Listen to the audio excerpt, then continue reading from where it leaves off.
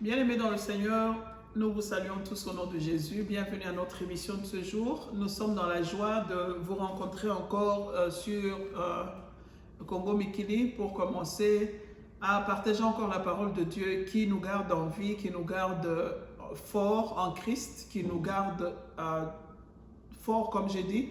Nous savons tenir devant l'ennemi grâce à la parole de Dieu. Alors voilà pourquoi nous partageons la parole de Dieu, pour nous réconforter, pour nous redonner l'énergie spirituelle, pour nous garder en Jésus-Christ, pour que l'ennemi n'ait pas d'emprise ni sur nos enfants, ni sur nos maisons, ni sur nos foyers, ni sur tout ce que Dieu nous a donné, ni sur nos vies spirituelles.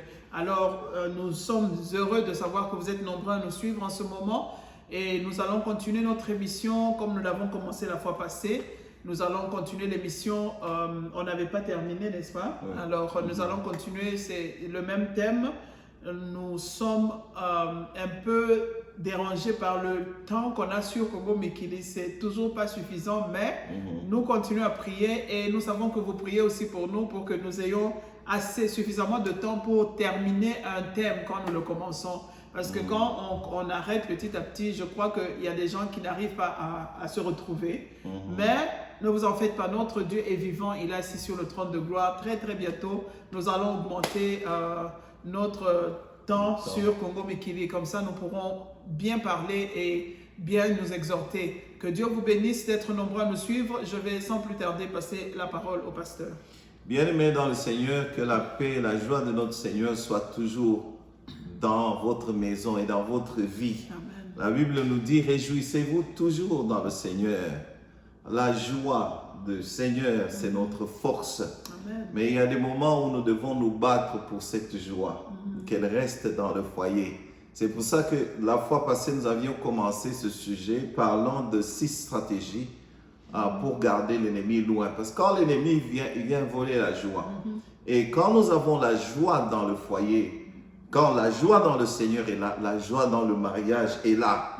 L'ennemi peut-être ne cherche même pas à voler ton argent, il cherche seulement à détruire tes pensées, à te détruire et voler cette joie-là de vivre dans le Seigneur, d'expérimenter toutes les grâces et les bénédictions que Dieu nous donne. Et Dieu nous dit, ces bénédictions enrichissantes ne sont accompagnées d'aucun chagrin. L'ennemi cherche à nous garder prisonniers des habitudes, prisonniers des poids de la vie. Alors, la fois passée, je disais que le combat spirituel est peut-être la réalité derrière tout ce que nous vivons dans le foyer.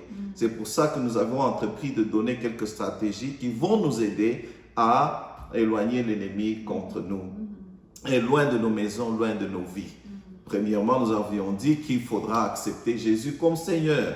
Là, nous appartenons à Christ, l'ennemi ne peut pas nous posséder. Nous sommes à Christ, scellés par le sang précieux de Jésus-Christ. Il peut influencer nos vies. Alors, deuxièmement, nous avons dit qu'il faut éloigner... Enfin, qu'est-ce que je dis encore?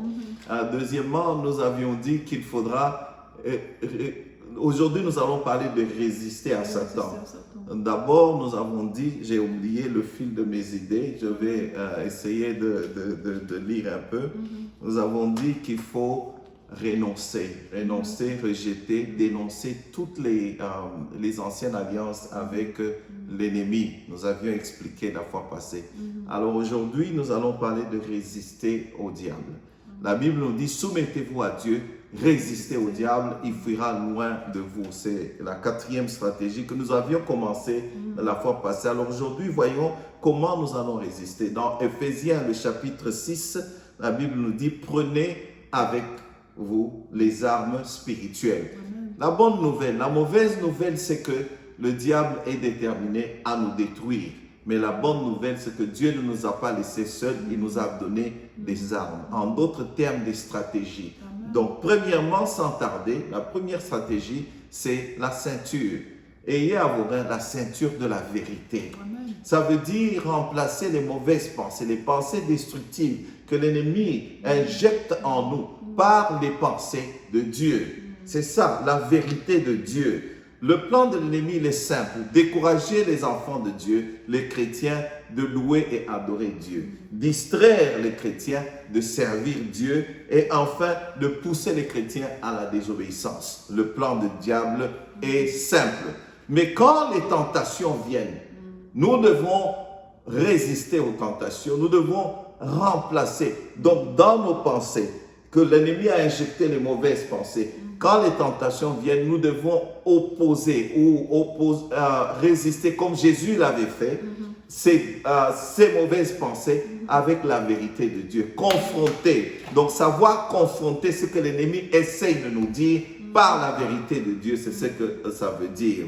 Amen. Je m'excuse si je tâtonne un peu, mais l'exemple nous est donné par Jésus, tenté dans le désert. Il connaissait la parole de Dieu, il était ferme dans sa croyance et il a dit, il est écrit. Alors, la question que je vais nous poser à nous tous, quand nous sommes dans le mariage, quelle est votre stratégie, votre plan pour saturer vos pensées de la parole de Dieu, pour pouvoir résister aux jours mauvais? Croyez-moi, l'ennemi, on l'appelle, c'est le diable, mais il a plusieurs noms dans la Bible. Et le malin, le tentateur, le menteur, il sait venir avec les mêmes mensonges tous les temps. Et il va injecter quelque chose en toi. Tu n'es rien, tu n'as pas étudié, tu ne réussiras jamais. Mensonge de l'ennemi. Et quand il vient de cette manière, sachons comment lui résister avec la vérité de la parole de Dieu. Oui, maman. C'est très important, bien-aimé. Satan,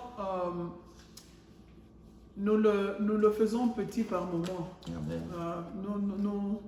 Nous minimisons le plan que Satan a pour notre vie souvent. Nous pensons qu'il est comme toi et moi, ou bien on pense qu'il est comme Jésus-Christ. Il est totalement l'opposé de ce que Jésus est. C'est ce qu'il est. Jésus est venu pour nous donner l'amour. Lui, il est venu pour nous donner la haine, la méchanceté, la destruction et la mort pour finir. C'est par lui que la mort est entrée dans ce monde. La destruction définitive. Pour lui, quand tu meurs, c'est fini pour toi. Mais nous remercions le Seigneur Jésus qui est venu enlever ce joug qui pesait tant. Les gens avaient peur que quand on va mourir, c'est fini. C'est ce que Satan essaie de mettre dans notre tête. Quand je t'ai détruit, c'est fini pour toi. Il n'y a personne qui pourra te relever. Amen. Alors, bien aimé, c'est très très important. Notre ennemi, il ne dort pas. Notre ennemi, son nom, c'est Satan. Il ne ferme pas ses paupières. Il est 24 heures sur 24 busy à essayer d'accomplir sa mission de destruction dans ta vie, dans ta maison, dans ton foyer, dans ton couple, dans la vie de tes enfants, dans ton travail, dans tes études, dans ta santé. Il est 24 heures. La Bible nous dit, n'est-ce pas, qu'il est comme un lion rugissant. Il rôde autour de nous, cherchant qui il peut dévorer. Parce que c'est ça sa mission. Dévorer sans pitié. Dévorer sans regarder au plan merveilleux que Dieu avait. C'est à ce point-là que je dis, il manque même de respect à Dieu. Parce qu'il sait très bien que cette personne que j'essaie de dévorer là, Dieu a un plan merveilleux pour cette personne. Mais il va quand même oser. Il va quand même être. Amen. S'il a tenté le Seigneur Jésus. Amen. Amen. Donc, comme le papa vient de dire, revêtons-nous de la parole de Dieu. Mettons la parole de Dieu en nous. Pour arriver à nous tenir, faire face à ce que l'ennemi met devant nous. Comme le Seigneur Jésus a fait face à ce que Satan mettait devant lui. Il pouvait se laisser faire. Il pouvait profiter, avoir la gloire. Mais il s'est rappelé de la parole. Et c'est tout ce qu'il a présenté à Satan. Bien-aimé, tu peux faire au nom de Jésus, je te détruis comme on a l'habitude de faire. Au nom de Jésus, au nom de Jésus. Mais si dans ton nom de Jésus, il n'y a pas la parole de Dieu, ton nom de Jésus là est vide. Satan sait quand tu as Dieu et il sait quand tu n'as pas Dieu. Et quand tu es ferme dans la vérité, il sent la puissance de Dieu en toi. Il sent que cette personne est réellement ferme en Christ. Il sent aussi que ce ne sont que des mots que tu sors, mais ton cœur là lui appartient. Amen. Et là il vient, il te clibre doublement, il te frappe sérieusement parce que tu n'oses pas citer le nom que lui ne supporte pas Amen. Devant lui. Alors, nous devons faire très, très attention. Nous sommes dans la chose qu'on appelle le mariage, c'est la chose de Dieu, c'est la chose divine, c'est la pensée de Dieu, c'est son business. C'est lui qui a créé le mariage. On peut dire je suis athée, je suis celui-ci. Tant que tu es marié, tu es dans la volonté de Dieu. C'est lui qui a voulu que l'être humain se marie. Amen. Alors quand nous sommes dans la chose de Dieu, bien-aimés, faisons attention. Nous ne sommes pas là pour nous, nous sommes là pour glorifier Dieu. Amen. Quand tu es là pour glorifier Dieu, Satan ne doit pas avoir un seul espace dans ta maison ou dans ta vie ou dans ton cœur.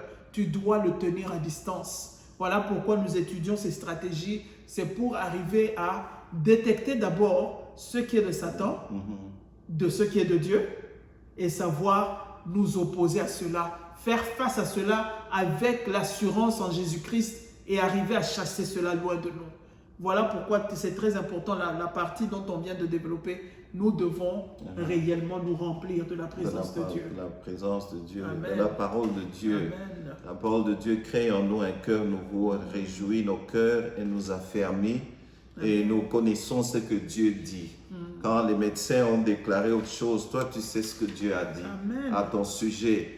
Et quand les pensées s'agitent en foule dans notre tête, mais quand nous avons la parole de Dieu, nous chassons ces mauvaises pensées de l'ennemi par la parole de Dieu. Si constamment nous plongeons notre regard dans la loi de Dieu, et la Bible nous dit clairement, voilà comment l'homme qui plonge son regard dans la loi de Dieu sera fertile, va tenir comme un arbre planté près d'un cours d'eau dont le feuillage ne se flétrit point, il donne du fruit en sa saison.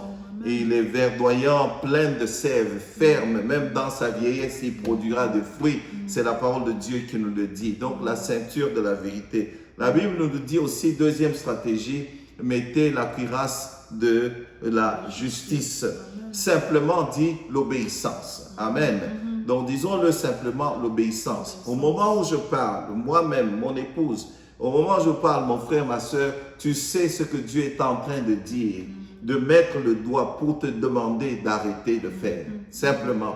Et tu connais aussi ce que Dieu est en train de te demander de commencer à faire dès maintenant. Donc l'obéissance. L'obéissance nous protège contre les conséquences du péché que l'ennemi amène dans notre vie. Si Dieu nous demande d'obéir, c'est parce que l'ennemi nous guette. Comme maman venait de si bien le dire, il cherche des brèches par lesquelles il va entrer. La désobéissance te pousse tout le temps à voir un esprit qui est coupable. Tu te sens coupable, la puissance de la prière disparaît de ta vie parce que quelque part, tu sais où tu te trouves. Et tu n'auras plus d'autorité, plus rien. L'ennemi aura une grande place dans ta vie, t'influencer. Certes, il ne peut pas te posséder, mais il va t'influencer. Il va même établir des forteresses, comme je l'ai déjà dit. Il va te tourmenter sérieusement parce que il n'y a pas de conviction en toi, connaissant très bien que tu n'as pas obéi à ton Dieu. Oui, si notre cœur nous accuse, Dieu est plus grand que notre cœur.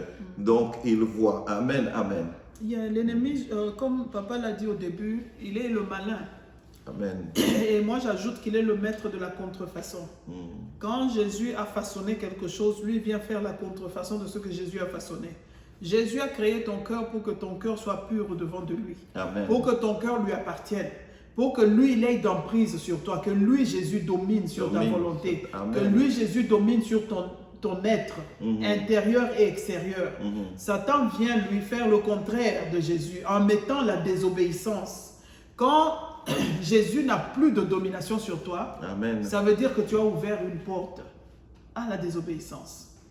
Quand il t'a dit, c'est comme un père dans la maison.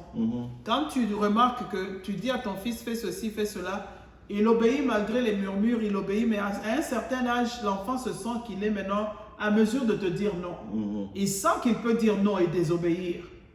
Qu'est-ce que le père là va sentir? Tu sens que ton autorité sur cet enfant-là a diminué. Amen. Tu sens que le pouvoir que tu avais, que tu exerçais sur l'enfant a diminué.